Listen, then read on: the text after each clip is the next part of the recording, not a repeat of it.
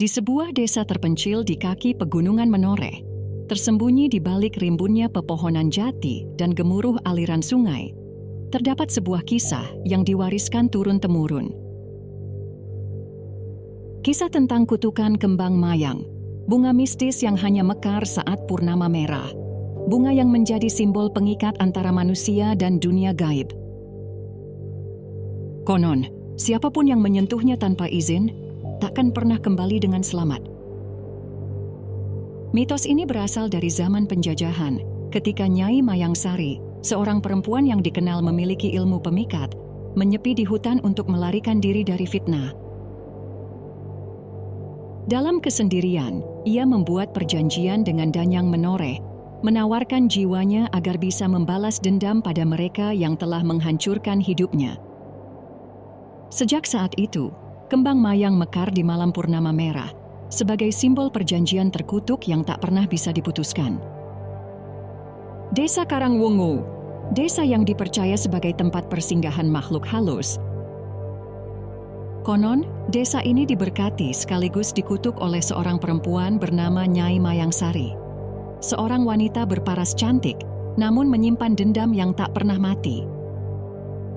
Ia adalah perempuan yang mati tanpa sempat menyelesaikan nazarnya, meninggalkan janji yang terus menjerat keturunannya. Beberapa orang tua desa mengatakan, sebelum meninggal, Nyai Mayangsari pernah bersumpah bahwa darah keturunannya akan menjadi tumbal hingga nazar yang ia ucapkan terbayar lunas. Itulah sebabnya, garis keturunannya selalu dihantui bayangan perempuan berselendang merah di malam-malam tertentu, seolah menagih janji yang tak kunjung ditepati. Adalah Sari, gadis muda yang mewarisi kecantikan leluhurnya. Wajahnya ayu, dengan kulit sehalus porselen dan rambut panjang terurai seperti aliran sungai hitam. Namun sorot matanya menyimpan rahasia yang tak pernah ia ceritakan pada siapapun. Ia sering bermimpi tentang sosok perempuan berselendang merah yang memanggil namanya di tengah malam, suara lirih yang menggema dari celah-celah dinding rumah panggung. Sari tak tahu bahwa darah Nyai Mayangsari mengalir dalam tubuhnya, darah yang menuntut janji yang belum lunas. Mimpi-mimpi itu semakin nyata, seolah sebuah panggilan yang tak bisa dihindari. Di desa, Sari dikenal sebagai gadis penurut.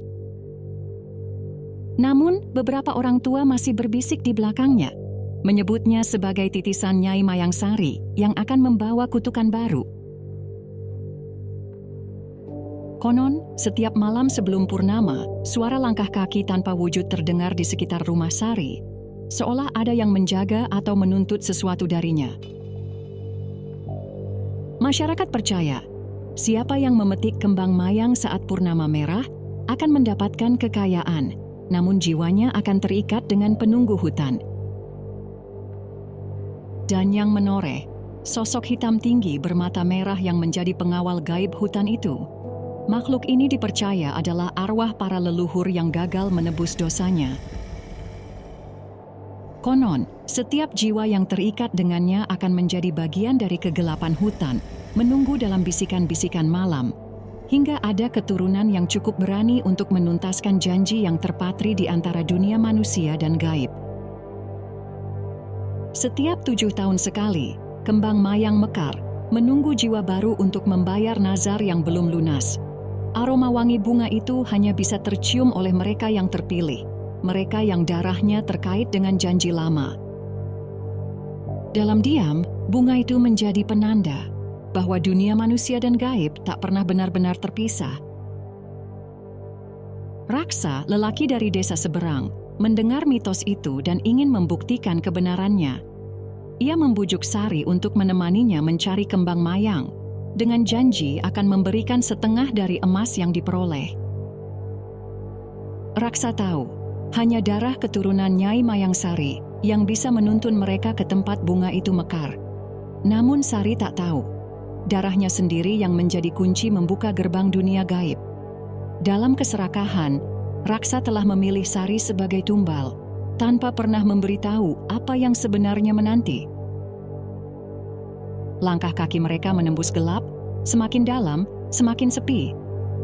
Konon, hutan menoreh adalah rumah bagi lelembut, kuntilanak, genderuwo, dan siluman ular penjaga sumur tua.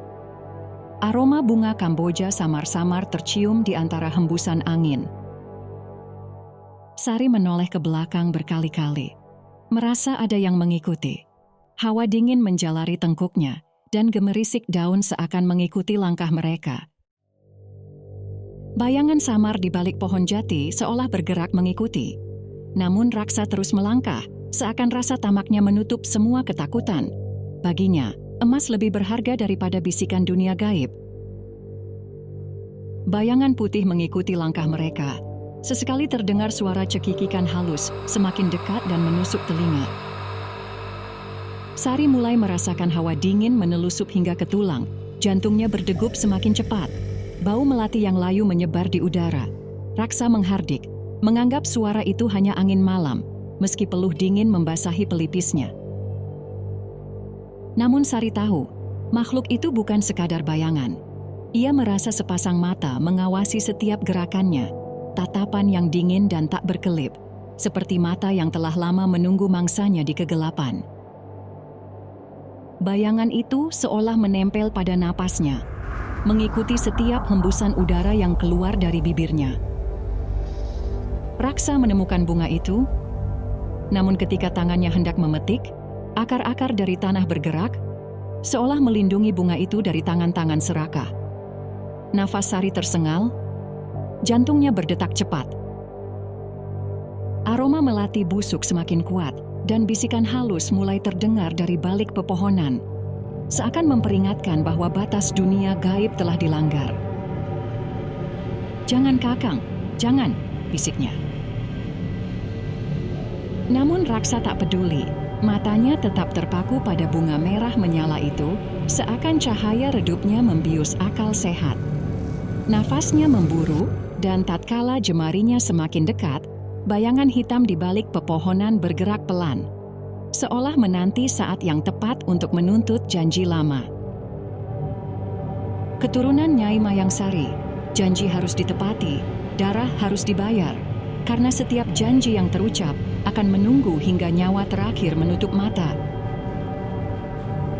Sari terjatuh, matanya membelalak saat ia menyadari bahwa darahnya adalah harga yang harus dibayar untuk memetik kembang mayang.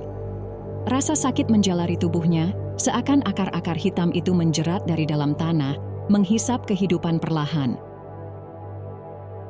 Tetesan darah jatuh ke tanah basah, disambut oleh bisikan halus yang menyebut namanya, memanggilnya menuju dunia yang tak terlihat.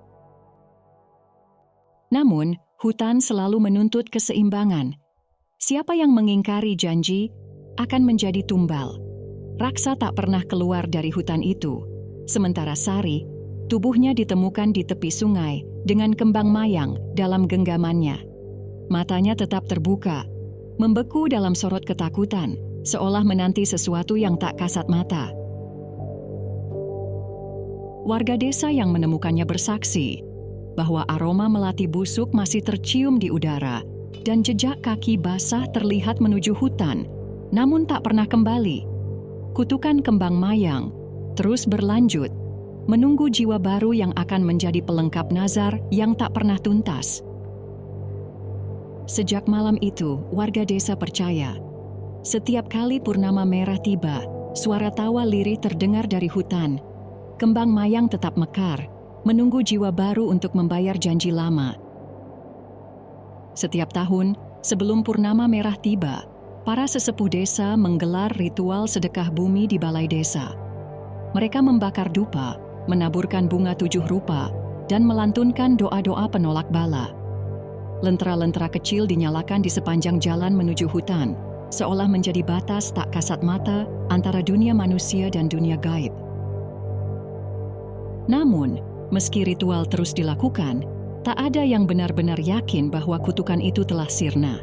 Karena tawa lirih itu masih terdengar, dan bayangan berselendang merah masih mengintai dari kejauhan. Kisah ini hanya dongeng, atau mungkin masih terus terjadi hingga saat ini. Setiap purnama merah, para sesepuh desa menabur bunga 7 rupa di persimpangan jalan, membakar dupa kemenyan, dan melantunkan doa-doa penolak bala. Namun bisikan halus dari hutan, aroma melati busuk, dan bayangan berselendang merah tetap menjadi pengingat bahwa nazar yang terucap tak akan pernah sirna, hingga darah terakhir membayar lunas perjanjiannya.